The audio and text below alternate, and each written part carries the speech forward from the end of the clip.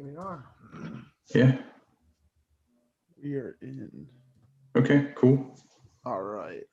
So I'm just going to share my screen. I'll play that intro real quick. Okay.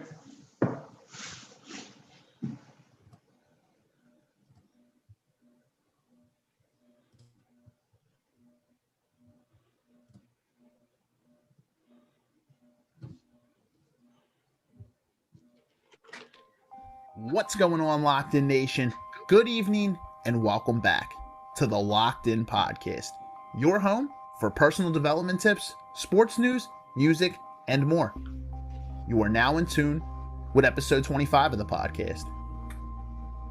From early on in our life until pretty much forever, we're always learning new lessons. We're always being taught something new. You know, the phrase is said that, you learn something new every day. And in many ways, it's very, very true. From adolescence until pretty much forever, as I said, we're always learning. A great philosopher once said, always be learning. It's a great motto. Well, speaking of teaching, learning, we have a great topic for you guys this week and a great guest in the pipeline. The topic we're going to be covering is the lifestyle of a teacher/professor. And we've got a great guest in the pipeline by the name of Frank Fuller. Frank is an adjunct professor at LaSalle University, an adjunct professor at Harrisburg University. He's taught at many, many places, including Keene University, Bloomsburg University, Chestnut Hill College, Rutgers University, Villanova, Rowan, the list goes on. Frank has extensive knowledge when it comes to teaching because he's taught many places. He's been around for a while, and he's got some great tips to offer all you aspiring teachers or professors out there. Broken down more specifically, what we're going to go through in this episode is a brief interview with Frank. We're going to go through some of Frank's background, ask him some questions, what got him into teaching. We're going to go through some tips for aspiring teachers. We're going to go through the pros and cons of teaching from home, and a little bit more. If you've ever been interested in what the lifestyle of a teacher or a professor is, or maybe you're just an aspiring teacher out there that wants to learn a little bit more of what it's like to be a teacher, you're definitely going to want to tune into this episode. I promise you that you won't regret it. Featuring, as always, Steve Ushler and George Mentai, with special guest Frank Fuller. Enjoy the show.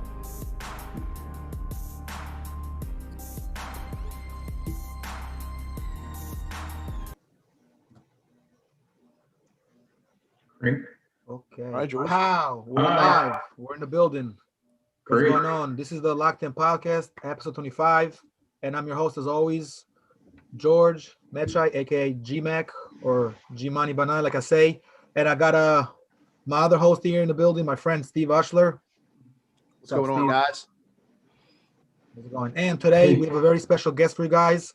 A good friend of mine, a guy that I know for many years, and a college professor, adjunct. I mean, reality TV, martial arts instructor, connection, you name it. This guy's done it all. Please welcome Frank Fuller. What's up, Frank? Thanks, George. Thanks, Steven. Nice to meet you. Appreciate it. Thanks. Nice to meet you as well, Frank. Appreciate it. Thanks for joining us, man. We appreciate you.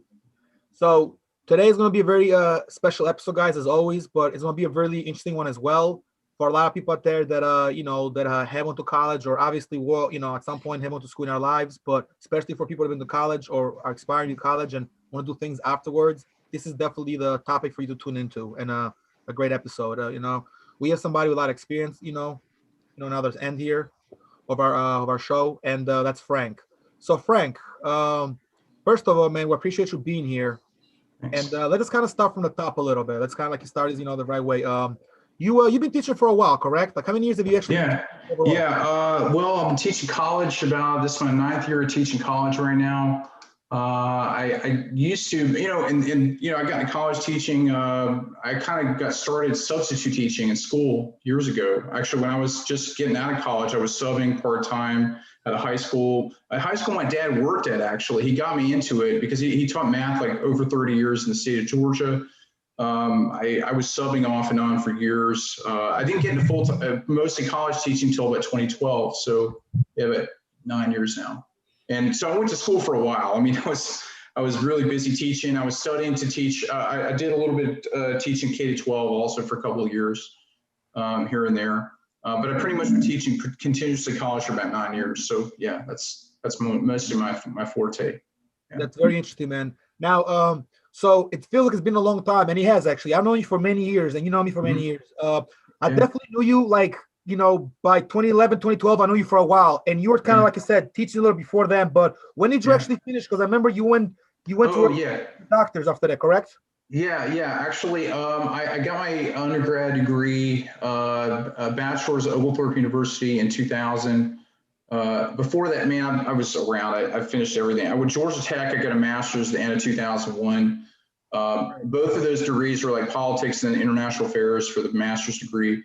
My PhD science I finished in 2012 at Clark Atlanta University in the Atlanta area.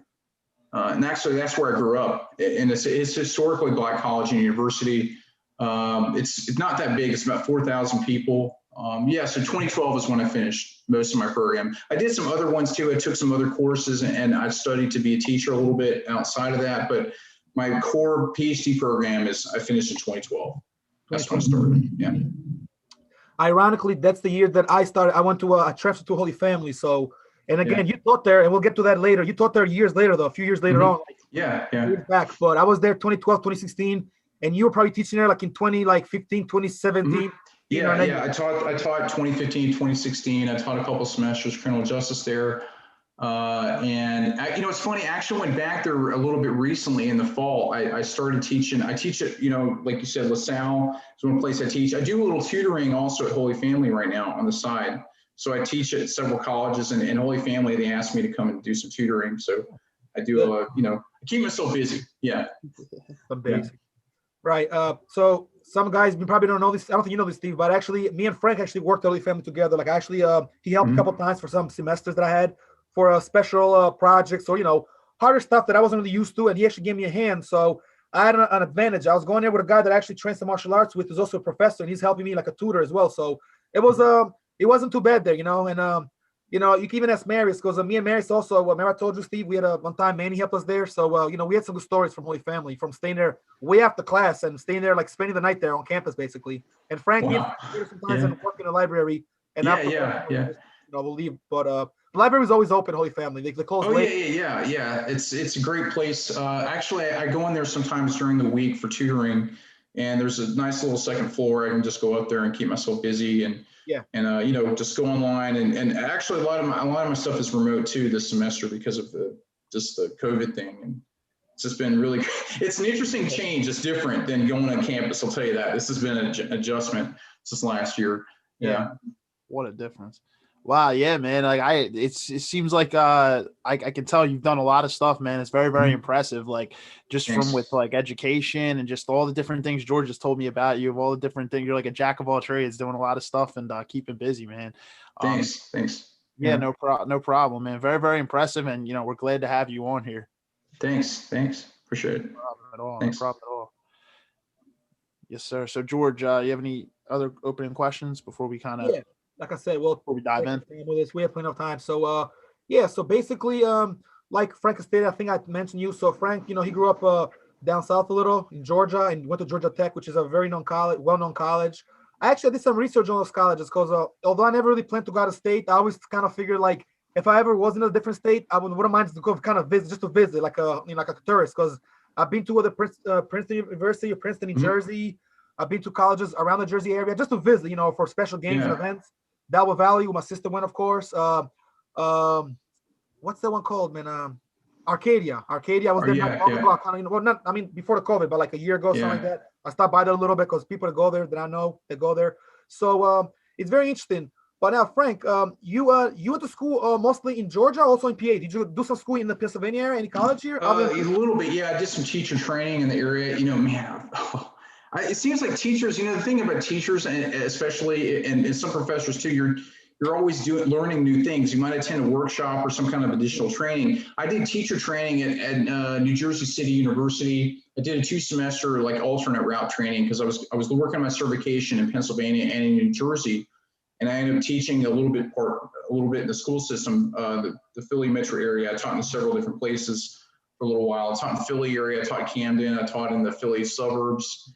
So I went to NJCU, did teacher training. I actually took some coursework. Well, I did some coursework at South Florida too, for online, for teacher stuff and instructional technology. That's probably on the info too about me.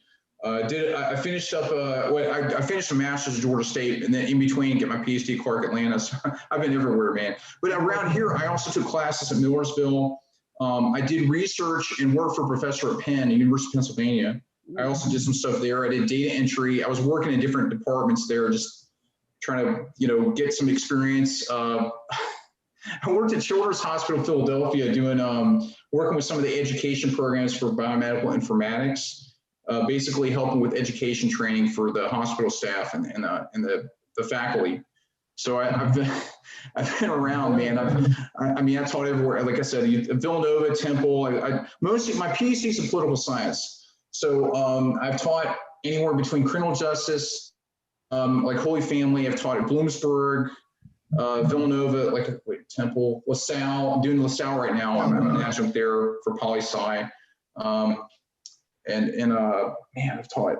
It's hard to keep track of. I can tell you, I worked at about 17 colleges total, and I balanced between different jobs. Actually, I was multiple part-time jobs.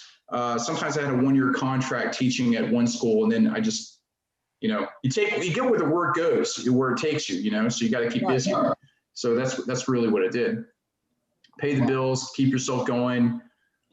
Learning, you know, keep going, different jobs. Yeah, I find it kind of interesting, even though you have a steady job, but you can work in any university, and that's kind of the cool thing about teaching. And again, I'm glad you brought this up because we will get to that. I know Steve has some stuff to say, some questions, and we'll get to it in a second. But basically, for someone like me and people because, you know, I'm a sub teacher now. I just kind of started working recently. It's good to have options to know how things work, because that's one of the cool things about being an adjunct or a teacher. You go to different locations and you get to travel, if you will, a little bit, but you also get to learn and meet different people, different, you know, networking people within the school. I mean, big time professors, some, you know, people, you know, with BCOs, speakers, people that come from outside of college. I mean, Temple, where Steve went to, by the way, he went to Temple. He's a Temple. Okay, cool. That's a huge college. So, I mean, who knows the community Temple? And same thing, Holy Family, but to a small degree. But in Villanova, LaSalle, or German, what's a college in Germantown? Chestnut Hill. You taught Chestnut Hill, yeah. I was there. That was one of the first jobs I actually got. I applied to about. You know, here's the one. You want me to tell you the best piece of advice I ever got from a professor about how to get started teaching for college? He said if you got a master's at least, especially the first, let's say a month before classes start, email department chairs directly. Just go out and email the department chairs, go directly to them, and just start asking them if they got anything you can teach.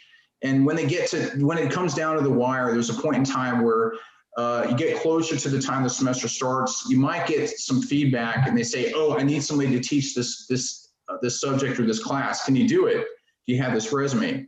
Or, you know, great. If you had coursework in this or, you know, whatever. I emailed like 50 colleges in the Philly area. I got that from an old professor of mine I actually had in grad school. And that one piece of advice got me started. So, and then Chestnut Hill came knocking on my door and they interviewed me to teach a summer class in political science. And by the next year I was teaching in the evening classes and I was teaching a little bit more. And then I got picked up by another school. Lincoln University also asked me to teach later. So, you know, I mean, I've literally had offers the week before class started because I just kept asking. You just got to ask. You just got to knock on doors. Don't stop. Every semester, just email people. Just constantly follow up, and you'll get work. And that's a smart strategy. Good strategy, yeah. Yeah, definitely. Yeah, exactly. It's almost like when you're like applying for a job, you know, people will tell you like a unique strategy you can do is you can find out somehow, some way using LinkedIn or something. You can find out who the head HR person is at that branch or whatever company you're applying to and reach out to them directly. Oh yeah, definitely. I mean, I'll tell you what, I actually gave another person advice about that too. And she got started, she was getting burned out teaching somewhere in a field she really wasn't that passionate about, or maybe she just lost that fire in her to want to teach. So I encourage her to go ahead and, hey, why don't you try higher ed? Why don't you teach college or just teach a subject you're really interested in, and maybe you'll find that spark again. And she went out there and started talking to colleges. I introduced her to some people that department heads. She got a resume out to them, and eventually just got started. She started with like 1 class, then 2, then 3, then 4. Kind of build up, right. That's how it's kind of snowballs. You have 1 class, you do well, you get good student reviews, they keep hiring you, and they bring you back. So that's the thing. If they like you, they will bring you back. And if you have a good relationship, especially if you're an adjunct, like your Holy Family did good there, and then they obviously brought you back. But also when I was going there, like towards like my end of career there, like my end of my semester, my last semester, you were doing classes there, and I remember like you had some good classes there, and the students, they liked you as well, but also good reviews, and it was kind of like hit and miss. You might not teach 1 semester, but you'll be back the next semester. So if you miss the spring, you'll be back in the fall or the summer even. So it's always a good situation, a win-win, Oh yeah. You gotta stay. You gotta be persistent. You gotta stay busy. It's just like, I mean, I feel like people, if they knew this, you can go out there and cold call, right? Or you can apply online. That might help a little bit, but you got to follow up. You got to just keep at it. You got to go to somebody directly in charge of some department or division. I mostly went to like political science, criminal justice to start out. And that started eventually getting some people interested once I got, what happened too? I got enough experience. And then I started going to the other colleges that didn't talk to me before. And once I got some experience in my resume, the other schools and the bigger schools started asking me to come over and talk to them, to come in for an interview, talk about what I might be able to teach. And they asked me about like a syllabus I had, like some kind of like an outline of, for class, that kind of thing, really. Yeah. Awesome. Yeah. Wow. Yeah, for sure. Is that mainly what you teach? Was it like criminal justice, like political science, Yeah, primarily criminal justice and political science is my PhD, but I had coursework in criminal justice too. I started teaching that a little bit. I'm also teaching an additional course, a sociology class at LaSalle, because they had an extra one that they asked me to teach. That's interesting. I like sociology. There's some of those are overlapping anyway. It's social science fields, I mean, political science includes social sciences include like sociology, political science, sometimes economics. Sometimes other psychology, depending on there's some overlap in some of these fields anyway, there's like political philosophy, there's some other, and sometimes humanities too, like history, some history, and like, because if you look at what you learn like in social studies, K-12 in school, history and social studies are a related teaching field. So they actually get certified in both. I ended up teaching a little bit of history too. Somebody asked me to come along and teach that, so I got lucky, and so yeah, I took the work where I could get it, and I actually have to turn it down at this point. Sometimes I get so much work when I ask people. It started with nothing. Nobody talked to me until like one school came to knock on my door. Then finally, I got to the point where I had to slow it down because I have to fit it in my schedule, So yeah. It's taking you on like a crazy journey. It's like all over, just like you said, you just go where the work is. And oh yeah. Is there like a certain school like where you had like one of your most interesting moments, or one that was your favorite by any means? I'm trying to think. I started, it's funny. I had a good experience when I first started Chestnut Hill. I stayed there for like 5 or 6 years because they kept asking me to come back, and that was a really good experience. The non-traditional students in the evening colleges, the accelerated courses, that was really rewarding to me. It was really a good way I taught like a global politics class, and I got really good at it to the point where they found out about my class, they talked about it, and they were trying to get in it all the time. Apparently it got to the point where I was teaching it pretty often, like every 8 weeks, because they have these year-round courses they do. That was really where I got to know the students, got to talk to them a little bit. Really, I had a good, exciting time. Holy Family was great. Temple was really interesting too. That was really good experience. I at some point I almost went back there, but then another offer came through for full-time. So sometimes you got to prioritize. You got to think, where's the best option, and you can't fit it in because this schedule fits. But you want to stay somewhere. But then if the other school has an opportunity where you have to do what you got to do, right? But you got to also think what's going to be the best thing for what you can fit it in. If it's too far away, like I try to, every experience has been memorable, really. But I think that Chestnut Hill is really where I started. I cut my teeth and got a lot of experience. Lincoln was great, was nice too. I taught there for about a couple of years, and I actually went back there. I got one class now. They asked me to teach last minute online. That happens too. They come back to you and they ask you to teach. It's great.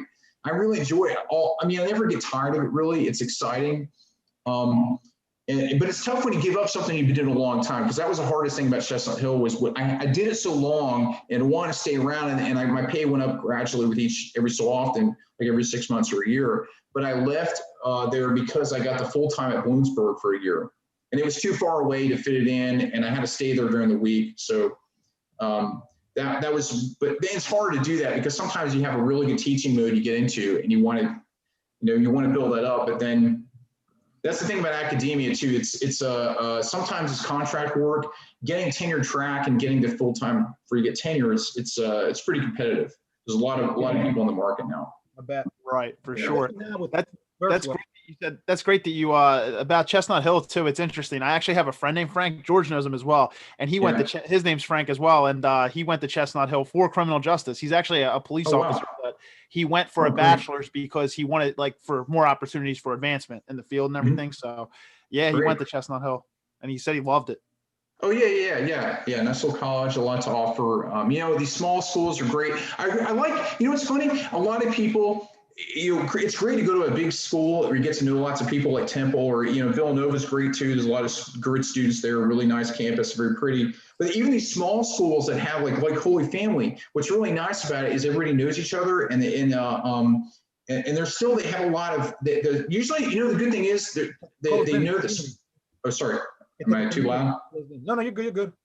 Oh, is the volume okay or? Oh, we can hear you perfect, man. Oh, okay. All right. One thing that was really interesting about small schools is that you can get a lot out of it too. I ended up going to a small liberal arts college with like 1,200 people, like Oglethorpe University, where I finished my bachelor's degree.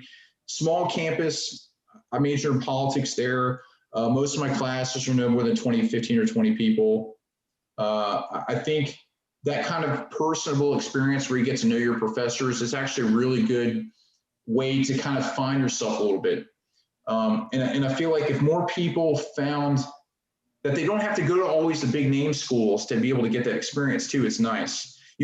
Sometimes you might think that, everybody knows this school and I'll go to the name school here and there. But when you find out that special little thing you can do, like where I'm teaching, Holy Family or Chestnut Hill, it's a great experience because people get to see and feel that really that collegiality, it's not as overwhelming, especially your first couple of years, Sometimes it gives you a sense of just that person, that family, like the whole family of get to know people. The college life, your professors have time to talk to you. They get to know you a little bit, and you think of the best experiences that you have from those things that you learn from your professors, and you want to bring that into your own teaching too. If you can bring that love, that joy that you had, and that passion from certain professors, I can tell you there's certain professors I had that really had an impact on my career. I still talk to them now, and I make it part of my own teaching. What they taught me, it's still like a great thing to have that relationship, because that makes you want to better yourself and finish and learn something. That's the thing. Finding a good mentor is really an important step in your career. Agreed 100%. Agreed 100%. I there's a couple teachers at Temple that I still keep in contact, whether it's through LinkedIn. They definitely left an impact on my life. And then I have a professor who I went to. He was an adjunct. He was a teacher at community college. So I went to community college for 2 years. And I honestly didn't even think I was going to do that when I left high school. I thought I was going to go to Temple for all 4 years. Decided kind of last minute, but I met a professor there. His name was Phil Clark, and he's still a good friend of mine to this day as well. But agreed. I think when you have even though Temple, it's not necessarily like a super small college, I've noticed in the classes where I've had smaller classes as compared to a huge lecture hall, I've learned more in those classes. You're more closer with your teacher, and you can definitely build a stronger connection in those smaller classes. Oh yeah. I like that a lot. I taught the Center City campus a little bit at Temple and in the main campus, but they have they really do like to keep the class sizes small. And even though the size of the school might seem like it's really big to you, but if you actually look at some departments and upper level courses, they're small and personable, and you get to know people. Similar like Villanova too. They have a good number of people, probably a little bit smaller than Temple, but they have nice the class sizes. I think a lot of schools now know You want to keep the class sizes small, and that's it, because you, at some point in time, the upper level courses, because you get to learn more, the learning experience is a little more dynamic, and you get to learn, to absorb more information, understand the material, and really conceptualize it like in your head. You can apply it to real life. You can put your own examples forward to help understand what you can get out of it, At Georgia Tech, that was the biggest school I went to, the grad schools I went to probably, or one of the bigger ones. And that one, but the good thing is the International Affairs Department was actually kind of small. It wasn't that big. It was only like a few hundred people total. The grad program was probably 30 to 50 people at the time. They only had a master's program in that program, but it was small and personable, and I got to know my professors. I didn't have more than 20 or so in a class most of the time, or 25. I mean, it was great. And that itself, you learn a lot in places like that.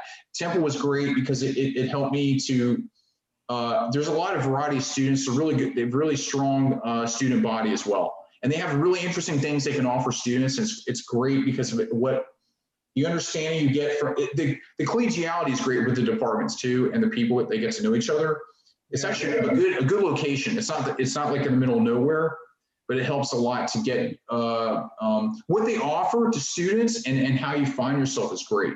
The way the departments are structured and everything too. So yeah, that's the thing, Frank. I want to kind of jump in on like Steve was saying, like you definitely feel the bigger connection, whether you're in a smaller class, an extra class, and any place that's less than like 50 people or 45 people, right?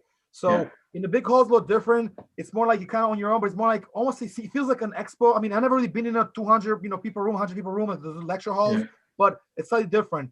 It's easier for the teacher to feel, or you feel a connection if you're like more, sort of close, but also if you like the class, even if it's 30 people. But you remember Holy Family, we had some big classrooms, but still, there weren't like more than 35 people, even though they were pretty big. There was plenty of empty chairs. But then again, the Holy Family is a little different in Temple. It's more like Chestnut Hill, but even smaller though. So it's kind of like the smaller universities, like Manor, even though Manor's 3-year school, but like Arcadia, because you said it's like a community almost feel, and everybody kind of knows each other, and if they don't, they're pretty close. People come and go, but you can't go back to Temple or Penn State, which are huge schools.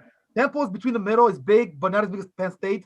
Then you have the Maryland State University or whatever, like Penn State. I mean, you have all the state universities or the big universities, and they make these other schools look smaller. But the truth is, you can network in both places. You can have a great time, and you can learn a lot in both places. The bigger places probably offer a little more, but the smaller places work your advantage. So you can even land a job at your school. I mean, I worked at school a little bit. I was there 2014, 2015. I worked the whole school year, so I was working in an office, helping out. So with the communication department. So yeah, that's true. I've noticed that as well. And like Steve was saying, it's a little different. You build relationships as well every now and then. And you can carry those relationships forward to your career later on. I've known people I interned at CNN when I was an undergrad, like years ago in the Atlanta bureau when I was going, because I was living down the suburbs of Atlanta. Actually, I interned for the CNN. I had friends that actually got jobs once they got out. The internship is like a testing ground to see what you could do. And then the opportunity grows, and then you can build that to turn it into something full time. It's great. I did another internship in the environmental policy organization when I was like a senior in college. And I ended up working for that employer for a couple of years part-time when I was in grad school. And my boss gave me a recommendation for my PhD program. So the internship, the boss that I did my last semester of college, my undergrad years, that helped me get a scholarship and some other, I had a fellowship and I had some money, and then got a job with them part-time for a while until I got later on, started moving on in my program. Oh, wow. Yeah, it was really impressive. It was great to be able to make these connections. I feel like you get to find people that inspire you. The community college experience is also excellent too. I actually went to community college, Young Harris College, my first 2 years of college. And that it was in the middle of nowhere in North Georgia in the mountains. It was close to Hiawassee and close to the North Carolina border. Northern Georgia, right? Yeah. Young Harris, it's in Young Harris, Georgia. So it's like it's close to Western Carolina anyway, but it was real. I got to know certain professors one-on-one, and they had small classes. They only had 600 people at the college. It was a really small community college at the time. All right. And it was very enlightening for me. I feel like if you're not sure of anything, go to community college, go to junior college, and find yourself a little bit. True. And take a traditional liberal arts curriculum or whatever STEM field or social sciences and whatever else you're interested in, you will find that if you get to know people, you'll get out of your shell. You'll start to be inspired by things. And it just builds from there. I mean, certain people you get attached to, you follow up with them. They give you recommendations for grad school, for careers, for advice and mentoring. I still talk to them every so often, my old professors, to get advice, to find out what I need to do to keep building my career and to see how things are going. It's great. I have, it's funny. I had this old professor of mine. I don't know, something he asked me about if I guess he's on the market again with a certain thing. Like he's talking to him about something. It's been funny, but no, I mean, he's working, he's fully tenured and all that, but he had something he asked me about personal advice. I'm meeting somebody. He wanted to meet somebody, I guess. Like, I guess he was kind of working out with somebody, if I could recommend a lady friend. I don't know what he's older guy, but it's something he's kind of settled in his career, which is great, but maybe the family thing, maybe he's ready for a change of pace for whatever. And he's kind of like, now he's single again, or whatever. So he asked me, he trusts me enough to ask me for something like that. It's just funny, I had no idea. That was just coming out of left field when he asked me that question. It was hilarious. But it's great. You find people you can connect with, and you find they're some of the best people to give you things that you can learn from, to put into your own career. If you see what they did to get to that path to success, you can model that and help yourself build success, Exactly. Yeah. That's got to be one of the most rewarding things of probably being a teacher. You could build connections with those all, like your own professors who you had, with students you've had. Like it's one of the most rewarding things. And you just, and just outside the classroom, like teachers are people just like everybody else. Everybody's a person. You get to build those genuine connections with people. And I agree with your point on community college as well. It's a great spot to get out of your comfort zone and start to meet people before you go to a bigger level university. And for students out there who, people who are thinking about college, but they're not 100% sure, like you said, community college is a great option, because in your first 2 years, you're just doing general education classes anyway, and you're going to save a lot of money if you don't, also as well. Yeah, definitely. Yeah.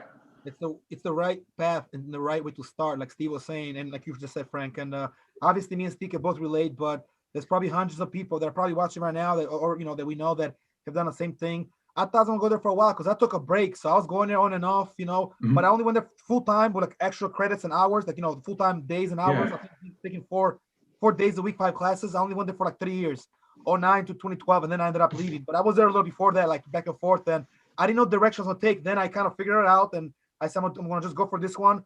Long story short, I ended up leaving there. With, like I said, you need like 61 credits to graduate with your bachelor, with your associates. So I got that. I left out of there, and then I was like, I took all the classes, but at the time I remember seeing a lot of counselors or people like, even someone like you, for example, even though you're a teacher, but somebody like, who maybe knew a little before from the class before I took before, I would ask some questions to tell me directly where to go. And I took, some visits with counselors and career advisors Eventually, my plan was kind of like Steve said, and like he did, was to go to Temple, but, I ended up going to a Holy Family instead. And I always thought that Temple could be a good way to go for a master's program for 2 years, or just do it online, but like, through Phoenix University, I think Grand Central University. I think they've been contacting me. I was telling Steve and you, I think I mentioned to you, I'm going back for my master's sometime this year, most likely. I'm already, it was going to be last year, but COVID, backed the plans up a little bit, and, here we are. So, it's interesting. Every school has everything. It's funny, but it's great to have a change of pace sometimes too. I got to admit that teaching different places, they always bring a different atmosphere, a different environment, and different opportunity. And they're all run a little differently, but there's such a great thing about education in general, just having that passion, that excitement from the classroom. It never gets old, because you get a new group of students every semester. There's always something different, something unique. I mean, LaSalle's a Catholic school, just like a Chestnut Hill and Villanova and like Holy Family. There's always a different, like the dynamic is really, they have their own unique culture, not just the sports culture, but the academic culture, the community atmosphere. The environment culture, right? Just every college is so unique in its own way. And I've done this because I actually did, I studied, some of the stuff there, like other colleges. I was doing a lot of like promos and a lot of engagement work for student engagement, and that was one of the things actually to compare other colleges. And Dude, Holy Family, as good as it is, bro, was so small compared to Temple and other schools, and just the way they ran their pages. I was looking at that and was trying to promote our page. And Holy Family changed their screen page, their main homepage. Yeah, they did. They changed over the years, because you were there more recently too. He said, and yeah, I've been out of there for almost going on 5 years now, and they changed those since then. But also their population, as far as like their location is great there, but the student numbers, the student the student more students have be coming in, so it's definitely more core, more students coming in. The freshman class was much bigger than it ever been, and that was in 2018, 2019, like 2 years ago. Yeah, one thing I will say too that's really helped a lot. Colleges in recent years have also seen the benefit of having more like these accelerated programs and these evening college classes. But online is growing as well, obviously because of COVID and the adjustments it make to make in those areas. But the great thing is the career fields have helped the colleges a lot. We have more colleges now than we used to. Colleges they've also expanded the programs they offer in recent years as they've grown in size. But there are a lot of non-traditional students that are like not the 18 to 22 or 23 age range who go back to school. They have families, they have careers. Maybe they go part-time and they work because as the cost of college has gone up, they've had to be more flexible for financial aid, for other like loans and other programs. And what's great about that is the accelerated programs also allow people they can finish faster. Sometimes they're more condensed, they're like half the time, 7 or 8 weeks, like year round, but they allow you to also get 3 credit hours. It might be like 3 or 4 hours once a week. Okay. Like the one I just taught tonight, I taught one at LaSalle that was it's like a section once a week up to 3 hours once a week for it's a semester long course, but these evening classes that they have, sometimes they also cater to certain communities like that. I was teaching this one that's it's a bilingual program for Latino students, also for some colleges that have very specialized education programs for the general community, and they know that because I like to see that diversity of what colleges offer now. I actually do research in some articles too in different areas. So I've read some things on like high side criminal justice. I worked on some diversity and inclusion stuff with the committee. Some work did. A guy used to be in the civil rights movement years ago. He was like talking with some churches about trying to get this idea about equality issues and with all the stuff that happened in the last couple of years. So I was on this panel and we had meetings every week. And what I also see is that schools realize the outreach is crucial. As America becomes more diverse, as we start to become more of a true melting pot, we're going to need to offer education programs to different backgrounds. The working professionals, the mother with a couple of kids who wants to go to school, who is also working or maybe balancing other responsibilities. Maybe the guy wants to go back as part-time, but he's also working and wants to finish like a master's degree or another program. The career tracks especially are really great because there's so many. Yeah, and they help. That helps a lot for people to believe they can achieve a college degree. It's more achievable now than it used to be because you can go to school online in the evening, on the weekends, all the time. It's great. So you can test out of things too. They have these testing programs to get credit for like workplace training can count, and then you can transfer that in for degrees. So. I love those types of classes. I used to you're completely right. Like you would see like a lot of the non-traditional students. I took some of them at Temple as someone who worked, and then I took them at CCP too, Community College of Philadelphia, and you would see the age gap in those classes because there would be people that are going back to school. But it's awesome because it gives those people an opportunity to be able to go to school. People who are working jobs or have families that, like you said, they can't go to school during the normal traditional hours of like the morning or the early afternoon, and they can only go after work. But it's great. It's a great opportunity for those people. Yeah. And honestly, they have, because I've tutored students also who, I can hear the kids crying in the background. They're working on an assignment. The online allows them to be able to do different things at the same time, right? They get to teach or work on their papers, but they need they learn how to do it, but it's still an adjustment a little bit. When you have like families and you're working full time and you're doing the evening, you only have certain time is limited, time is money. But the good thing is they're motivated. What I like about these older students I had too sometimes is that hidden jewel in a lot of places, these older students are great. A lot of non-traditional students, they want it bad enough. they might not have the technical skills, like the reading and the writing skills of the other students, because, you know, if they got out of school early or they had to go work, they didn't get that early in life. So even if they're still working on how to spell stuff or how to fix a sentence, that's not, you can fix that. You can learn that stuff with time. You can perfect the knowledge, the work, the gift of gab, learning to write. It's an experience that's, you're always developing. Like you said, always learning. The intro, you were talking about something, always learning something every day. Yeah. You learn that it's a process throughout your life. I was really shy when I was younger. I used to read a lot. I was a bookworm. And then I started talking to people, like when I was in high school and college. Maybe I got a little interested in girls, maybe something like that. Maybe it just makes you want, I don't know what, when you get at a certain age as a boy, you want to start talking to somebody, and you get out of your shell a little bit and you start talking. And now I talk too much because I don't know when to stop.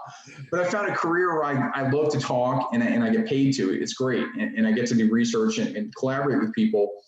But I also learned that the learning process itself is ongoing, making friendships with people, learning to, what's it talking about? The connection on education and opportunity, it opens a lot of doors. You know, when you get to work with people, when you find your passion, it grows into something. It becomes you, and you just get this lively thing that comes out of you. So when I learned to like get more confident in front of people talking in a classroom, I was like, oh man, this is nothing. I got to do it a while, and trial and error gets to the point where it's like, oh, I'll talk like this in my classes.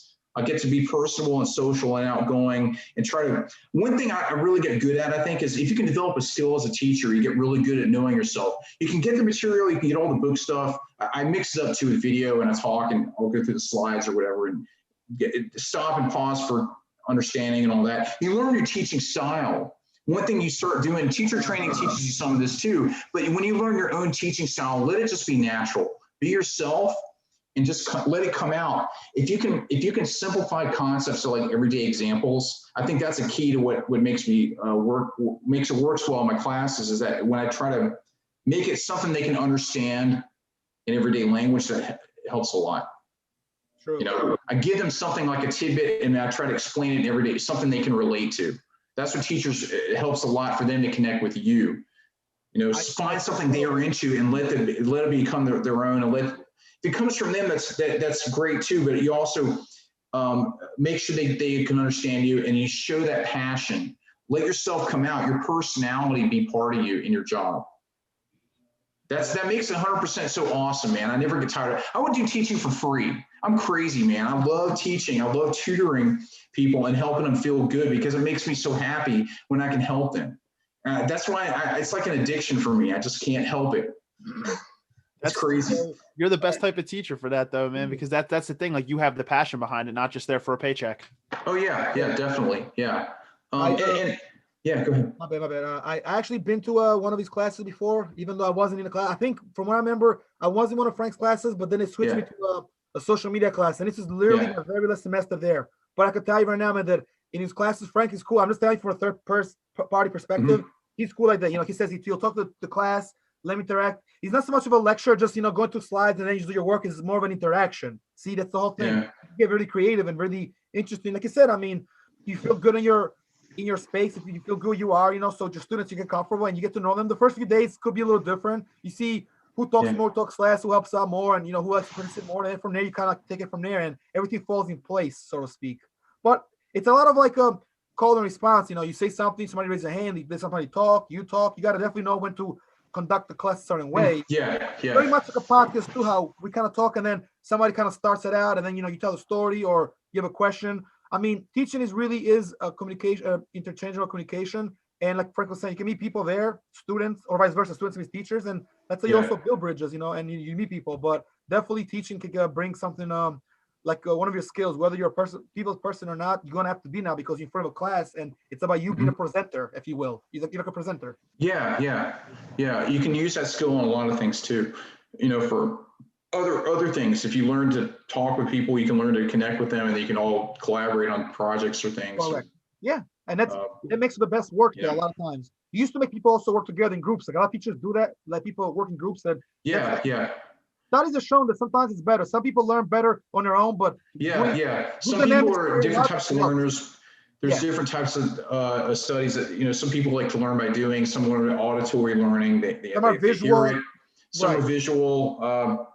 There's some that people are like better on their own, but they can still do okay function in the group, but Yeah. they're better on their own. The more leaders, some are better in the group, some are just strictly, they feel more confident in the group. They feel kind of like a little, the panic on their own a little more, but you know, you got to kind of just tell them, you'll be okay, just take your time, you know. You just help them build confidence. You got to make your students feel confident. I mean, most teachers get, that's what it is.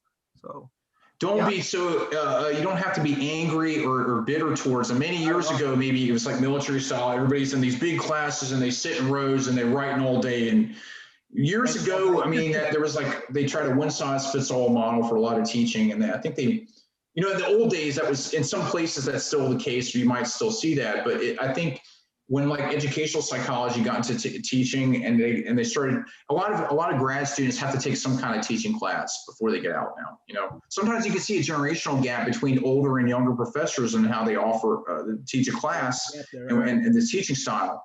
And I think the younger ones have gotten, well, I mean, up to a certain age and from hopefully the last few decades, we started to realize the benefit of helping students feel like alive, like they're motivated. They want something they can feel like it comes from them, and they're happy to. They want to keep them there because learning's only a small part of it inside the classroom. What they learn outside, like in college, especially, that you know, it's really a lot of it too.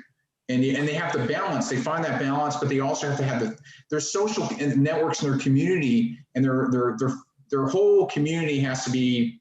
Things have to go together, you know what I mean? They don't just have a good experience in class. If the life is tough outside of class, it might impact that in the classroom, you know?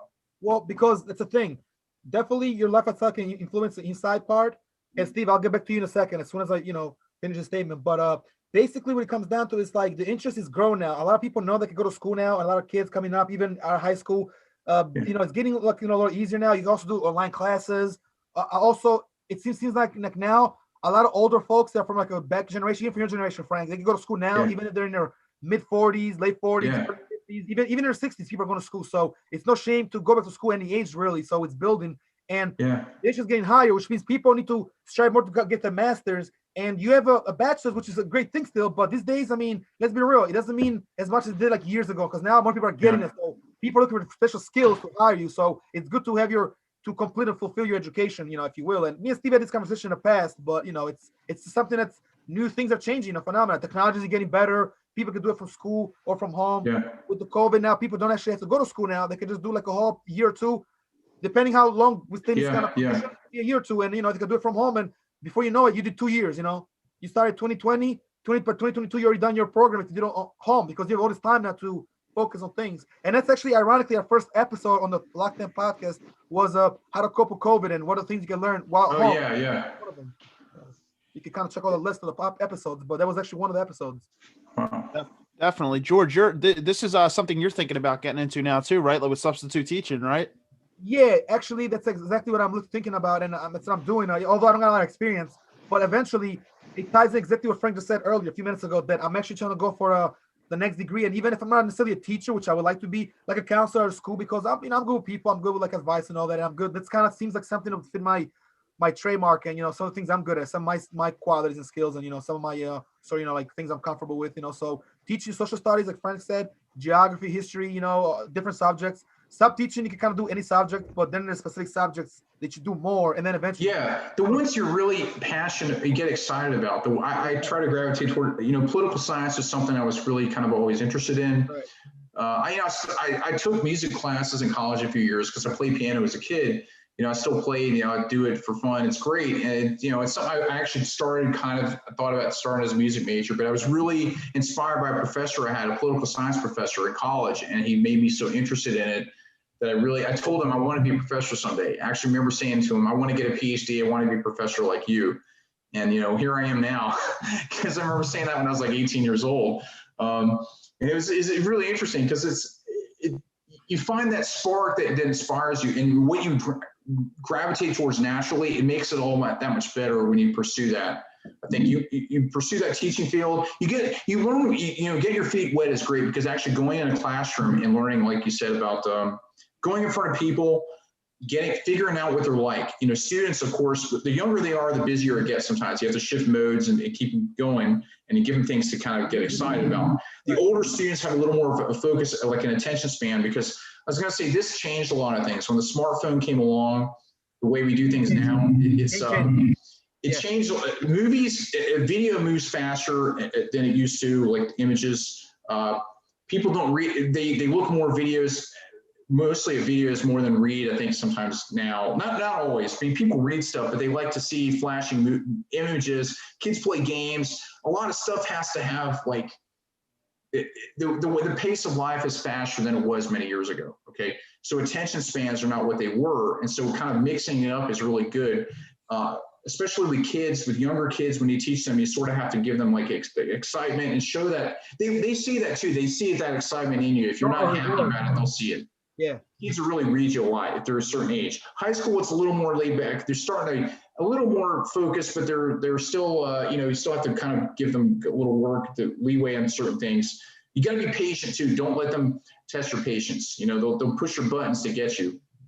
But subbing is a really good way to get your feet wet to figure out which age group you like, because it's more content focused in high school, and younger kids, it's more of this stuff keep them busy, right? It's not as deep, right? But the deeper stuff you get into college is they're a little more disciplined. They're paying for school. They're more ready to learn. But you can't assume that you can just sit there.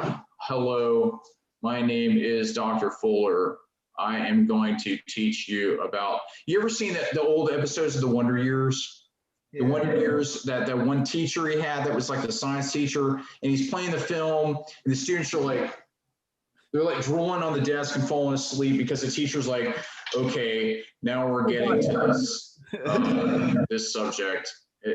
You can't be a robot, okay? You gotta like kind of make them motivated. You got to be a human being, but you got to have a little lively, a little imagination. Yeah. I mean, within the age, but even at college too, you got to. I mean, you can sort of try to get away with some of that, but it's. Yeah. I think a lot of students now, they kind of want you to make it interesting somehow. Ferris Bueller's. Go ahead. Yeah. I know. I was saying Ferris Bueller's Day Off's another great example. He's like Bueller. Oh man, that's good. Yeah.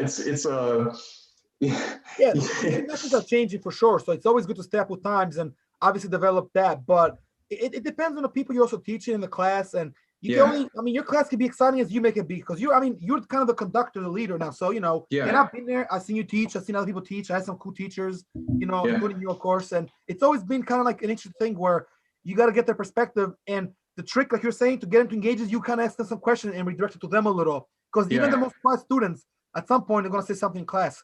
Participation is still a big thing. And again, aspiring teachers should learn this, so they can kind of become kind of like cool to students, but make it exciting so they can learn without having, not too much, all the BS that comes with it, people sleeping in class, going like this, going, putting their face down, putting their head down, talking, texting. iPhones are hard, it's tough, I know the crap that comes with it, but I mean, that's the thing, if you get like a second, he tells them, right away, if you guys got to text, do something, you go outside, ask me for permission or something. If you can have the communication, I think communications can make teacher-student relationships a lot easier, even in rough schools. I want to go to, but it's like they're tough. They put these tough teachers there, but you need a person that can kind of relate to a little. They can relate to you a little. They'll respect you. I feel like I never care. People told me, "Yo, George, you're gonna become a sub teacher." Oh man, they're gonna go at you, man. They're gonna grind you up. It's gonna be hard. They're gonna laugh at you. This and that. Nah, not really, because I'm not gonna make myself do that, and I know what to do.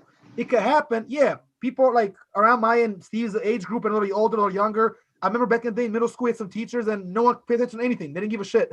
But you had some sub teachers that were kind of cooler, and sometimes they even taught class or let you do as you please, as long as you kind of like were fair to them, and you make too much noise. There's no fights in class, no profanity.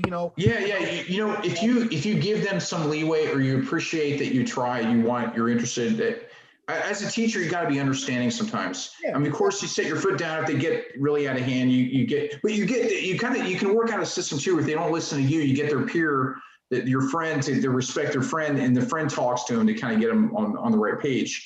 You don't want to get angry and start threatening them. If you get to a point where you start getting letting get to your head, that doesn't help, because they'll push your buttons. some, especially younger students will do that. Yeah. In college, it's not as much, of course, obviously, but high school sometimes a little bit. But the younger the kids are, the more that their attention span is not as Like middle school and underneath, good, right? Like the early, like the Yeah. underclassmen and all that. Like 1st to 5th grade is definitely a little harder. I can imagine. Yeah. But and again, I remember back in the day, we had young teachers, people of training coming to our class and kind of giving us a little hand. And I mean, I was like 14, 15 back because I went to Diston and Greenberg middle school. Then I went to high school after that. But I remember we had a couple of teachers that'll come in and help, and special expos. We had a cop one time come from Chicago, give us like a little insight of how things are going. And this is like a Chicago PD, but he came to Philly, my school here, and taught us a little mini class and told us a few things, and kind of inspired us a little bit. So sometimes schools do that. Not to mention, which we'll get to in a second, school trips and all the good stuff, and go with your teachers and all that. It shows you a different side because always in school you can get boring. That's what schools do. Certain days, like Holy Family did a Tiger Palooza, which was like a game day. There was free food everywhere. It was like an event to look forward to, and it was always in April. And when it rained, they switched it to the day it didn't rain because it rained a couple times. I remember I was there for 4 years. I attended most of them, and it was always fun. These little events, zoo trips, school trips to DC. Me and my school one time, we went to a trip in Baltimore back in 2003. I went to Bmore, and I went to DC twice with a school trip. So, Oh, yeah. I went too. In 8th grade, I think I went. Yeah, 8th grade. That's what I went. I went in 8th grade, and I went to 12th grade. I went to DC as well. We actually saw John Kerry, the politician. Oh, yeah. Great. Wow. Yeah. Tall guy, too. When one of the girls was like, "Yo, look at John Kerry." Somebody said, "John Kerry," and he kind of waved a little, Yeah, he's a tall guy, dude. He's a lot taller. Yeah. That's awesome, man. So, yeah, man. I mean, it's all about making, school kind of enjoyable. But I know somebody was talking on YouTube earlier. I was watching some video, some conscious video, and somebody's talking about how the whole situation going on with a lot of kids listening to hip hop, younger generation, and they don't take too many lyrics seriously, and stuff happens, and fights and bullying and shootings and this gang stuff. And he said that right now, these kids are getting bullied. They're probably happy to do it from home because some schools are that bad. And I was like, wow, I never thought of that. Because I mean, as a kid, you grew up a certain way in a certain place. Yeah, there's still bullying going around. There's still a lot of stuff going on in school. A lot of, agitation, a lot of confrontations and fights. And that's the thing, to make schools a safer place. So there is no, situations where kids get bullied, then they come to school, they bring a gun, or stuff happens, fights, knife fights. I think sometimes too, I've taught in some places where, it's pretty tough neighborhoods some of the kids came from, and I subbed at some places too where like that, where the kids came with a lot of different backgrounds, and I could see the tension, coming to school. They came with a lot of baggage from home or somewhere else. Yeah. And sometimes if the kids, nobody's paying attention to them or giving them talking to them to show that they care, that might be part of why they also have some anger inside. If a teacher gets to know them and talks to them a little bit, it gives them something that they can relate to. I saw some little videos in recent years about some really poor communities where they used like certain types of music to help the kids make an educational like rhyme or an educational like activity, and they used the music to like hip hop for the kids to inspire them, and the kids came up with some kind of cool little routine, like a geography or something else, like a bill becoming a law. I'm sure there's one out. I'm sure there's some ones floating around like that. The alphabet, for younger, depends on the age group, but deep concepts that take a little bit of thinking, or they play the word games to trigger your brain. You can also use those skills that they learn for younger kids and older, when you're older too. If you're a college student and you're trying to memorize stuff and you're working with people, think of ways to trigger your brain with like a word, a tongue twister, or a sentence like made up of like the alphabet. It reminds you of a word, right? Or yeah. There's little techniques you can use from that, even from those like little kid stuff that you think, oh, it's just child's play or whatever. But really, there's some valuable things in there, like Schoolhouse Rock. I actually show videos of Schoolhouse Rock to kids, to some of my college students. I have a program I'm teaching. I'm teaching the Booster program at LaSalle, and they have a lot of Latinx, Latino students, different backgrounds, and in their English language is like they're learning. They're in a language program, and then they get to finish it's a really good value for its money too. It's like a first couple of years of school, then they can finish the last two anywhere else, like at LaSalle or elsewhere. But for English, for learning concepts, I really like the pictures, and I like the moving images. Schoolhouse Rock, all the cute little videos they make about how I'm just a bill, just something, just something, only a bill, that there's a bunch of Schoolhouse Rock little videos that they did and there's one on like the king, no more kings. I remember showing that to American government classes. I show these to American government classes, English and Spanish speaking students, you know, that are learning English. They like the visuals. They love it. It inspires them. It's really cute and fun, but it's a really good way to solidify the concept. When you simplify it so much, you make it every day like, oh, I know what they're talking about now. It doesn't get stuck in all the lingo and all the phrases and the terminology of that field. You know, if you simplify it as a teacher, you learn how to really conceptualize things in everyday language. And that sticks with students further than just all the reading by some guy who's been dead for a few hundred years. You know, if you read philosophy or some theory or whatever, you might actually, it helps. It connects with them. Make a connection, because I actually took philosophy my last year at CCP, and it can be kind of tough, or even some of these government classes or law or even criminal justice. So it's good to show a small video, a movie, or something like that. I remember in your class one time you were showing some videos, and then you had it where like you did like remember you doing like the slideshow, but you did it where it was like a video, watching a video, and it could take notes, and you'd give them notes and some quizzes or pop quizzes or test day. So I remember that, because I remember I came there, I forgot what building it was, but it was it might have been one of those buildings by the nurses education building, one of those or something like that. It was a Holy Family. But you mean a technology building, or it was one? Tech building, I had a projector in there. I had the setup in the classroom, yes, projector.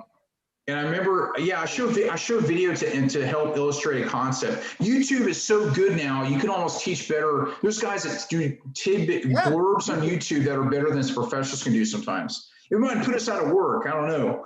Who knows? But you got some great stuff. Huh? YouTube influencers are getting up here. You gotta be careful. Teachers gotta. Well, it's all been out there. I mean, people are putting free courses out there. There's top-notch universities and elite schools putting out amazing products for a few minutes. What they put in a few minutes, and these guys who wrote the book on this thing or that thing, they're putting amazing presentations together and it helps the students a lot. It really helps give them like a set. They need that. They want to see something they can relate to, that hear from the horse's mouth directly. Yeah, something they like. You know what I mean? 100%. There's actually a website, George knows about it. I actually put you onto it last year, George. Skillshare. Skillshare.com. Oh, yeah, I think I heard of that. Yeah, that's another one where it's like some people have been past professors, or maybe they're current professors, or maybe they're just people who worked in a certain field and they have some knowledge to offer. They put these courses up where people can follow through. Some of them are like can be a few hours. Some can just be like 30 minutes, but people can learn from them depending on what they want to learn from. Wow. No problem. Yeah, I think I sort of heard of that. I didn't realize. I know that there's a lot of sites. There's, they have self-paced courses too that are really good. There's a lot of ways students can actually save money. Community colleges are one thing. There are actually some schools that are offering free education out there. If people do the research, they can find ways to actually save money and like take a test, like a CLEP test, and get the college credit, and then they transfer it in. A lot of schools, as the cost goes up, these are ways to save money where you can actually.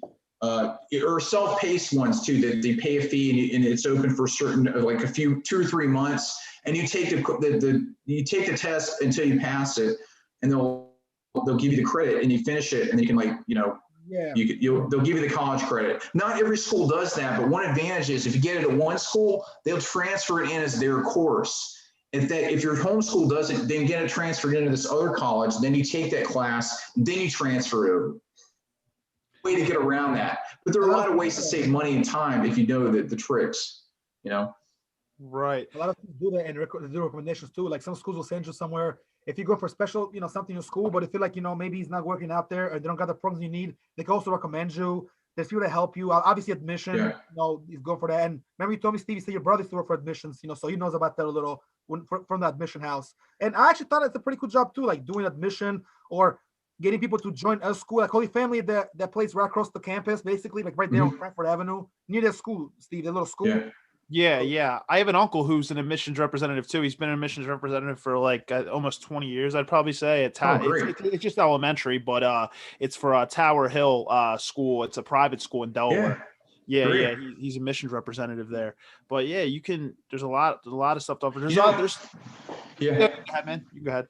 No, I was just going to say that if you get your feet wet, you can start part-time. Like like I know a guy who's working in a mailroom at one school or doing data entry. Like I was working at the University of Pennsylvania, I was working in the health system, and I worked in the university side too. and I was running documents back and forth to people to get them signed. And then I ended up doing some research on some crazy kind of legal research economics project with another department. Then I got to where I was doing data entry and then I got to do research with a professor. With this one professor, I worked on something else that was really interesting. I kind of started in one place, then you add on stuff and people ask you if you can, and then there's an opening. That's kind of how you can also get started with the school. My past experience teaching at Holy Family got me the tutoring position that's like half-time now over there. Because I had taught before. I had experience also tutoring in private companies and some other like one-on-one, just private students. Those are ways to sort of build on and add to a career too. You can find substitute teaching is what got me started teaching. I loved it. My dad was teaching at a high school, and then I started teaching there. I started subbing, and whenever they needed me, or they make a call or you go online, right? You can book certain appointments now. Yeah. And then I got my teacher certification. And they have alternate routes. You don't have to do it all in the traditional undergrad age anymore. Like you can go back, and if you have a career or already have a degree, you can fast track it and take the extra courses and then just do whatever else and finish them online or a couple of workshops. And then they can give you like a certification, and you work with a mentor and you get so many hours of teaching until you get like fully certified. You have some observations to do whatever they want. There's ways to do careers now. You can get like the fast track, and then just, if you're ready to have some education, you just take the back courses you need, and then like you can apply for a grad program and just jump right in. Yeah. Yeah, 100%. I got a quick question. So we do got about 15 minutes left on the clock. Sure. But real quick, Frank. So I don't know if I kind of asked some of the stuff you like the most about teaching. What about some like as far as like teaching online? Some of the, and again, it could be for sub. Oh yeah, sure. I was going to tell you that. What are some of the pros and cons of teaching online? Can you kind of break that down a little bit? Yeah. Pros and cons. The pros are it's convenient because you don't have to commute. A few years ago, I was commuting pretty far. I taught at Bloomsburg, and then I taught at Kane up in North Jersey, and the commute for both of those was like from Philly. It was a long drive. Let's just say I drove a couple hours in a day, some days, and then so that was wearing me out. But one good thing is online is remote, so it's at home. All I gotta do is get up. Oh man, 11 o'clock class, 10:50. Oh, I gotta get up and get some water or whatever. Just sit down, put my computer up. Right. It's great. So that's easy. That's great. Really convenient. And also sometimes you get to do more stuff where you don't have to have all your setup for everything. If you have to bring something in, you're at home in your office or whatever. So that's a piece of cake. Saves on gas and tolls, makes it easy so you can teach multiple things one after the other, and you don't have to get between a campus or whatever if you're going somewhere else. One of the cons is it's good for teaching that novelty effect wears off after a while. If students get where they think, oh, I'm excited about online, they thought it was going to be this big revolution, but then they get burnout where if you're not giving them the stuff, the bells and whistles or stuff on the screen, they get a little tired because they're sitting there all day and they're not moving. They're online all day, so attention spans might start dropping after a while. So you have to kind of mix it up a little bit. You got to make it have some variety. A lot of schools also in certain states, they can't force them to put on their camera. They can turn off the camera, and we can't force them to turn it on all the time. You can make them sign a waiver and request to do that stuff, but you can't. But because of that, sometimes they can tune out, and you don't know if they're still awake. I can't zap them on the other end and say, "Wake up now." I can't snatch them through the camera and say, "Wake up," blah. Do this, like tap on the desk, like in the classroom. So the classroom, that one-on-one experience really gives them there's a lot of pluses too with online that really help a lot, but certain things. Right. It's more interpersonal if you're online. I mean, if you're there online, you can lose that a little bit. You disconnect because you're not right there. It's like us doing the podcast here and then doing it in the studio. It's like Joe Rogan, the guys do it a little different, but online after a while, I guess you could get a little bored because I did a little online some classes, and I'd rather be in class. But teaching, I think it's easier online, but you still need to be, in my opinion, and you kind of agree with what you said. I think you got to do a little both. Like if I was teaching, I was going 5 days a week, 2 days online, or 3 days online and 2 days in the classroom, and I was actually going there, presently there, I wouldn't mind that either. Even though community stuff. Now for snow days and for cold days, it's great. Or rainy days, but days like yesterday was kind of like nice, and you could go to school and get that feel, because the classroom is a different atmosphere. So I see what you're trying to say. Yeah. Certain things translate better in the classroom than others, but certain things online really have an advantage because then you have the technology and it won't, well, if it fails on you, you have the phone now. The good thing is you have other technologies. You can get a backup, or you can find out that you even call in sometimes on Zoom or whatever, you know. The internet is faster now. You couldn't do this 20 years ago. Like the way we could do it now, we have faster internet. It's more consistent technology. You know, they had it 20 years ago, but not really like as consistent. It doesn't overload the system. Right. Yeah. It's and you have all these courses and extra stuff you can draw from on the web on the internet too. There's a lot of, like, I think free textbooks and things. There's a lot of free stuff out there to get for materials that saves money too, because a lot of students want to save where they can, and anywhere you can save by getting online content. That's one thing about online you can do also. You can do nice little presentations and make it more fancy looking. Use all the bells and whistles. Real quick, I want to chime in for 1 second. It's funny, guys. You guys probably know this, maybe not, but so I was looking at some stuff, right? So, you know, since technology, I look at some research and notes, and technology changes so much over the years, right? There's words that didn't exist years ago that exist now. For example, let's take something perspective. The word selfie. I'm not sure exactly what year the word literally became a part of the dictionary, but now selfie is a word, whereas before like 2009, 2010, selfie, the word didn't actually exist. Now it exists, like around like 09. Oh, yeah. That's true. That's right. True. The word text or texting, actually, that word actually came out in 1999. Before that, like if somebody before like the late 90s, they didn't know what they meant, like in 90, you know, whatever, like, you know what I mean? 97 before that. But like, you know, after 99, because when Napster, AOL, and those, you know, those chatting type of sites we could use back then, like in the late 90s, early 2000s, turn of the millennia, so much changed. So some words got introduced that didn't exist then. So I find that very interesting. Like, wow, there's words. Technology is bringing out there's terms, there's words, there's concepts, there's things, because it's just like moving. It's kind of fascinating in a way, but it's moved so fast. And we live in an age of digitalization where it is digital, it's quickly. I mean, you can change school. You can do it like in a second. You can just do it in a couple minutes, couple hours. Whereas before it was like a day for process, hours. Now it's like minutes.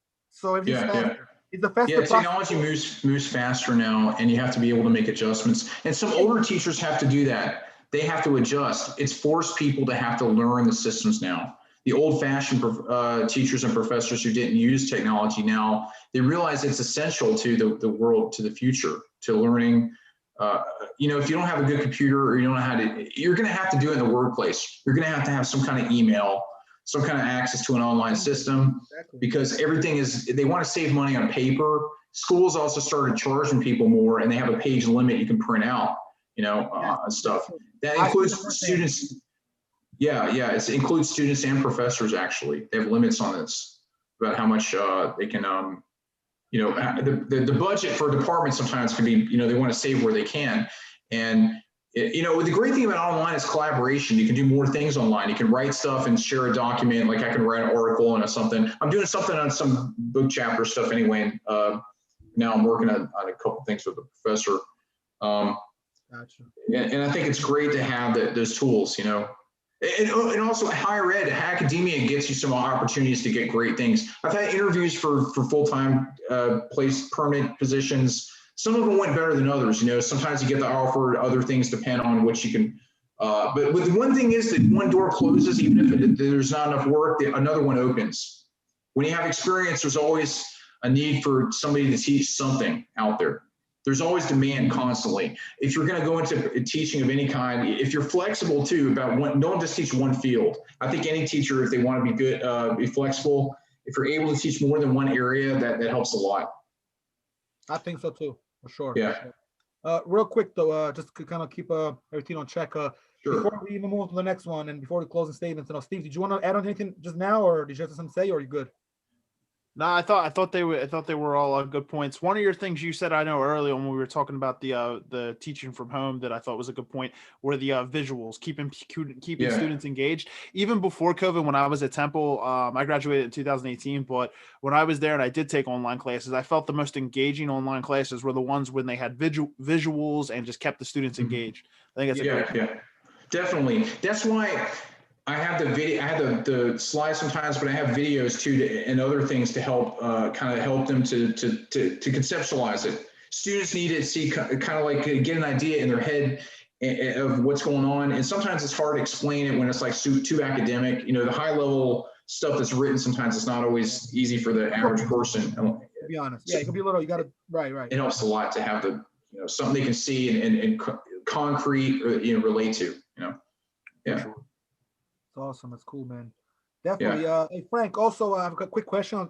Take the time to ask a quick question. So, kind of, it's a pretty easy question, I guess, but just kind of something about your as far as the schools you taught and all that. So, I know that some people don't know, but you also do martial arts, and you work connecting the whole martial arts community in PA, the whole East Coast, pretty much the whole country and all that. And you've done some television and all that. Has any one of your students ever saw you like doing like at some martial arts expo, for some training session, from a seminar, from some event, or from magazines, or from from like some of the small, because you done some stunts work, you said, right? And you work with some movie guys. Have they ever seen you, whether in a small movie, in a small scene, doing some martial arts stuff, breaking a board, and be like, oh, I know this guy, Frank Fuller. Yeah. I think I had students in the class that saw some stuff, and they thought they saw some of my stuff just or whatever, and they thought it was funny and it was hilarious, and they praised it somewhere. And I remember, and somebody said, hey, I recognize that. Hey, there was one time I did college radio. And this is funny. I was at this music thing, whatever, and I was interviewing college bands and did that in grad school. Like I did Georgia Tech, especially. I did that a couple years. And one guy's like, "Hey, I recognize your voice. And I was at this music festival thing. It was like a small one in some small town somewhere in the middle of nowhere in Georgia. And a guy recognized me when I was talking on the radio about something. It was funny. I didn't know. I was like, whoa. And I was like, yeah, I sometimes do radio. It's like, oh, you're that guy in the morning. It was hilarious. That was really funny, actually. Yeah, that was one experience I had. With his hands, yeah. That was great. I mean, me and you have taught class together as far as like the martial arts class. So it's interesting. Yeah. You're a sensei, but also a teacher. Now, we all know that sensei means teaching Japanese. So it's just another way of doing it. You're not teaching them martial arts stuff, but you can bring some conversation, cool conversations, and again, engage the class. And you did that, I think. One of the classes you had, wasn't it victimology or one of those cool classes? Because I came to a couple of schools. Yeah, it was victimology, or maybe it was senior seminar, one of those, or I had social theory I taught too. 2016 it was 2016. Yeah, it was one of those I taught. Yeah, it could have been a victimology one. Yeah, I probably did something just to show the students whatever, just for fun, and for fun, It wasn't like boards. I think you mentioned you do martial arts. You might have shown a quick video. But in the Taekwondo tournament for like back in the day, like Joe Rogan and shit, it's probably like more recent stuff. Like it would have been an expo.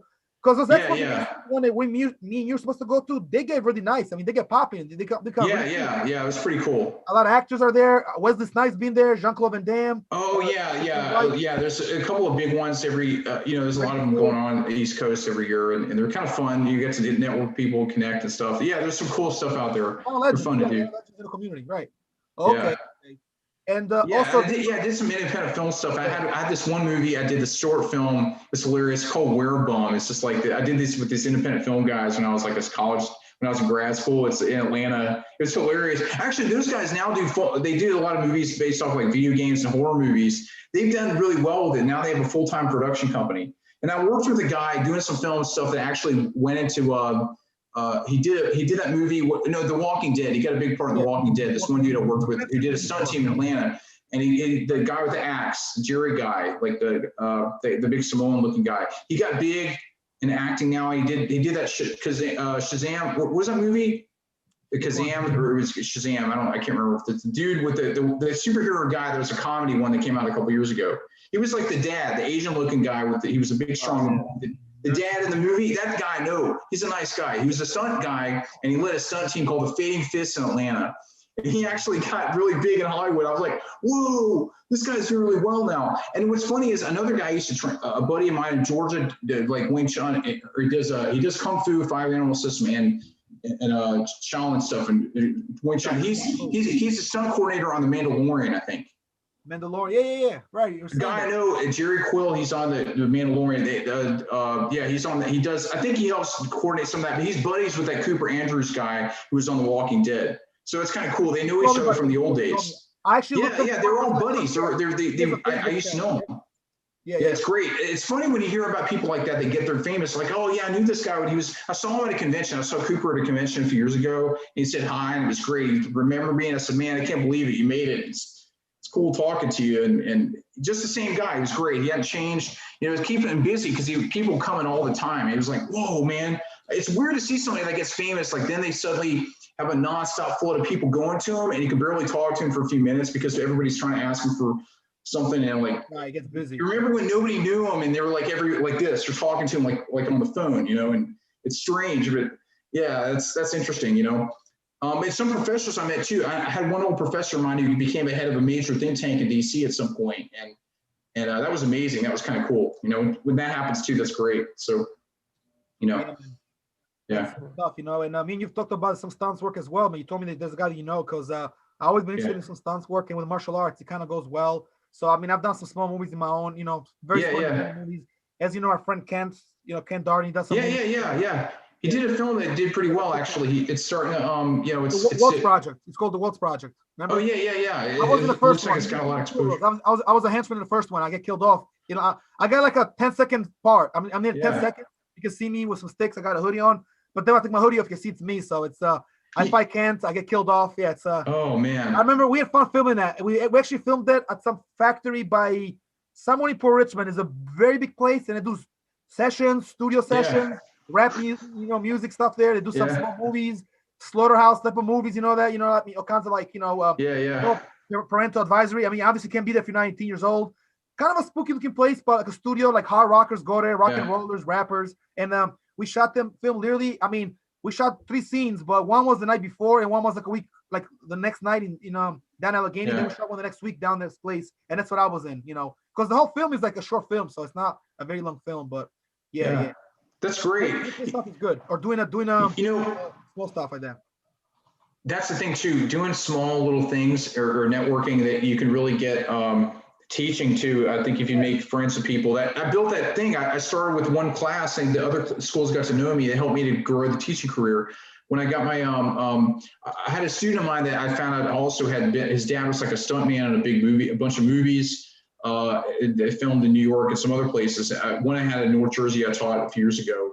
His dad was like a big stunt guy, and I connected your buddy with him too. I gave him the info anyway on the stunt guy, but the one that you did the film with, Kent, was it your buddy? Yeah, I told him about the guy, and so I hopefully they connected. Wesley Green is the one that directed that movie, but me and Wesley Green did another movie as well. And actually, I might talk to Wesley because he does some small movies here and there. Possibly bring in the podcast one day too. Talk about some filmography, you know, filmography. But he's done some directing, and he's got a lot of credits. But Kent just did another script. He just put on Facebook that he'd be writing scripts. So he's pretty great. He does a lot of martial arts based movies or fight based movies, and you know we have Sensei Hanshi Bill Bryan. He does a lot of that. He does some choreography too, fight choreography. But we did a lot of that too. You know, we filmed it like 5 times. I get my throat slit. I'm fighting. That's funny. Wow. Pretty cool, pretty wild, you know. But yeah, I mean, I got them. They refilmed everything. They did another one for some reason, but the first one's there. And actually, if you go to IMDb.com, you can just see me there. I only have 3 credits, but I've done more than 3 movies though. All small projects, you know. But yeah, it's nice to know. But it's interesting that you've done both movies and your teacher, you know, the teaching gig, so people might recognize you a little bit from shows or like even us right now. People might know us from the podcast a little, but we know people from before that, and some people might have seen us, and then they see it because the power of podcasting can become so big. I mean, the cloud that you build and the friction, you see people, you see yourself on TV a little bit or on YouTube, and YouTube is the new TV basically. So it's it's replaced. I mean, as far as it's the next wave, like radio, then television, then online, and YouTube. Like that's what more people young people are into internet now on YouTube than they used to. And you're on social media. Don't forget streaming, because you got online. You have social media online, which is a different type of being online, and then the streaming, which can come from social media or just from Google. And playing music too, same way. Music's online a lot now too. I played piano since I was a kid. I'm hoping to get something released on a label. I'm working on trying to, record something in the studio a few years ago, and I played since I was a kid. So it'd be great to, I played with a couple like bands or doing some stuff for a couple of years here too. Played at local venues. That was fun. Yeah. I'm hoping to get something out there. I'm still working on it, but. Well, there's plenty of time. 2021 is still a young year. Yeah. I'll get there. Yeah. But drive your passions. That's what you do as a teacher. You find a work-life balance. You find the passions that inspire you a lot. That makes it all better. And the connections I had led me one thing to the other. The next job and they, whoever else opened the door quite a bit. And now I can make a living at it. So that's the thing. I never complain. I'll tell you what. It's a great career. Teaching school, teaching college, whatever. And any kind of teaching field, it's very rewarding. Never gets old. I'll be doing this till I, get too old or something. Forever. Very interesting. Some kind of teaching, Yeah. It's one of the unique paths where you're always meeting people, because you figure you always have different students in classes. Like, you're always meeting new people. Whereas there's some jobs out there where some people do the same thing for 20 years and they only know like the same people. They're But never. Yeah. Right. it's a rewarding career where you can literally just you meet tons of new people and you learn different things from them and you build connections. Oh yeah. It's very rewarding, and and it's never gets old. It's always new every semester with new students. By the way, did you have anything else you want to? Do we get through all the stuff you were getting through, or do you have anything else? Yeah. I think you offered some sure. great tips. You talked virtually I think Okay. we think we covered everything. We covered about everything. And Steve, I was gonna actually give it back to you before we okay, so we're gonna be probably another like 4 or 5 minutes. So this could be kind of like pretty much we're almost at ending. We're basically closing. Sure. Okay.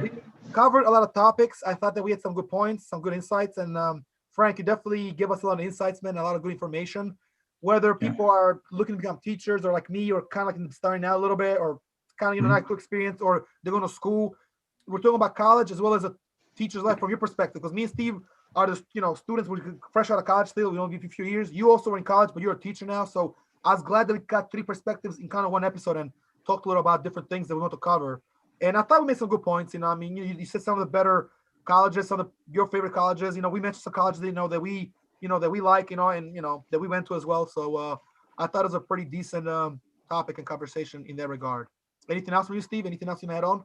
No, yeah, I think Frank offered a lot of great points there, and I do know some people out there that are that are in the process of becoming teachers, and I just hope that I know that all the examples you just offered there, that's just really going to drive home that passion for them, because you could tell how rewarding of a career it is, and it just offered a lot of great stuff.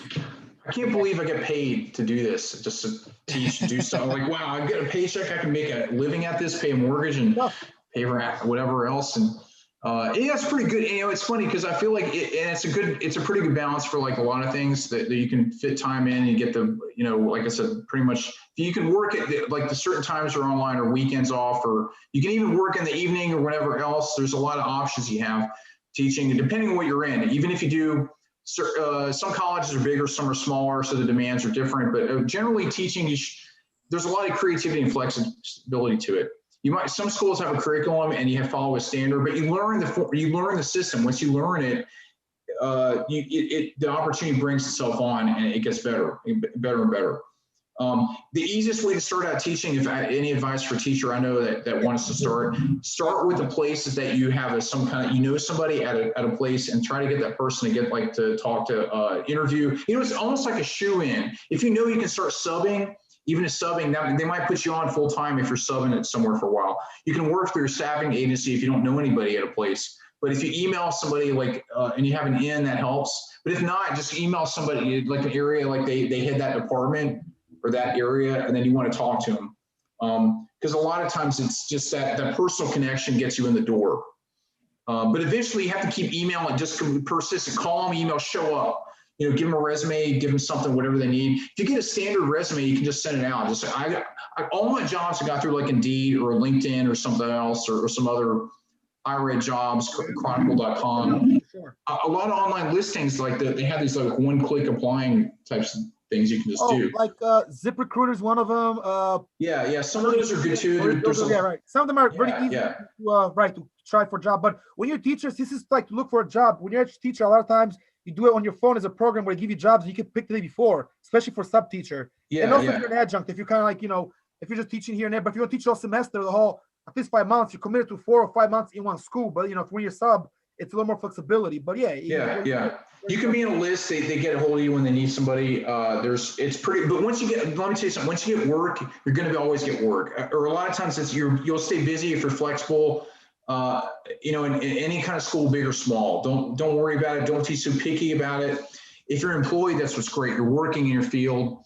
These days, there's a lot of people working different careers. There's a lot of creativity. There's a lot of different, you get the experience, and that gets you to permanent positions too. You have to start somewhere, and don't be too selective about it. Take whatever work you can get, and then it gets better. Believe me.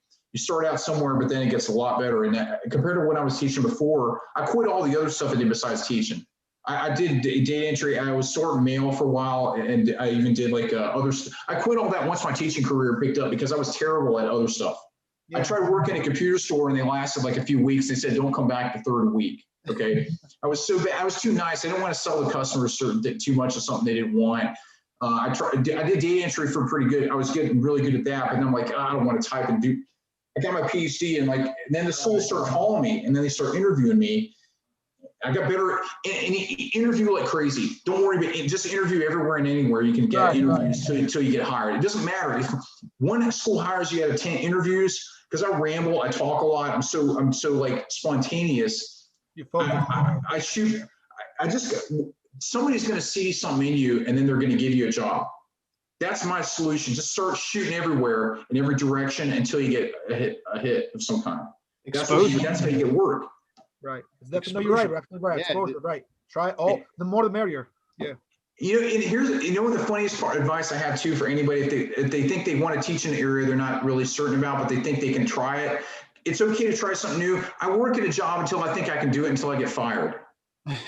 It's crazy, but I take a risk doing that. I literally worked at a place that I'll say, okay, I'm not the best at this area to start out, but I'll do it as long as I can until they tell me not to come back.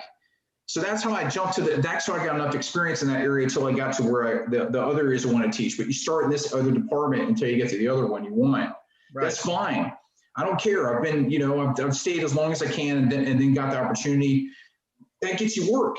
And don't you gotta do it. Sometimes you gotta be gung ho about it sometimes. That's just how it is. Exactly. It's just a philosophy in life. It's like, so anybody out there who's thinking about being a teacher, just go for it. Give it a chance. If you fail at it or it's just something it doesn't wind up being for you, at least you tried. That's right. The biggest thing you can do is just there's no success without failure. I mean, you can try, and there's no guarantee you're gonna fail neither. People say, well, I might not do well, but there's also no proof you might do bad too. Though, see, so you gotta try. You don't know though. It could be either way. And sometimes if you struggle a little, they'll work with you a little until you get a little more experience. A lot of jobs do that. Not just they'll train you. They'll give you pointers. Talk to your boss about it. If you don't know, heck, just work it out. Try to get better the next time. Don't worry about it. Heck, man, I'm telling you, I'm jumped right in. I'm jumped in the fire and put myself in a position where I've been like, they're going to get rid of me, but I got this other school, got an opening, and this is the right time now. So don't worry about it so much.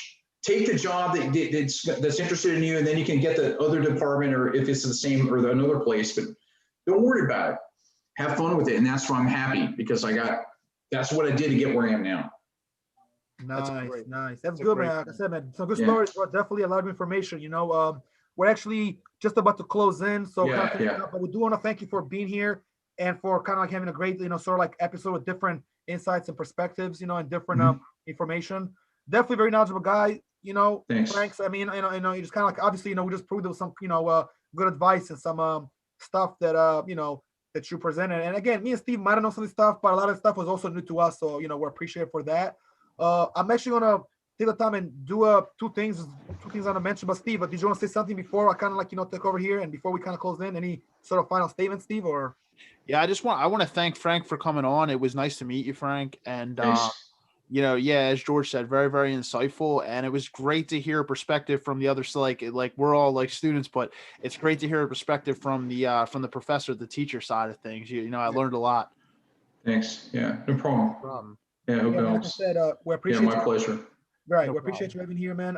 Definitely got to come again for some other one, and we could talk more about, again, the whole stuntsman thing, some movie, some martial arts stuff. I mean, there's a lot of cool things we could talk about. But today's topic was obviously a great one, and I think we answered a lot of questions.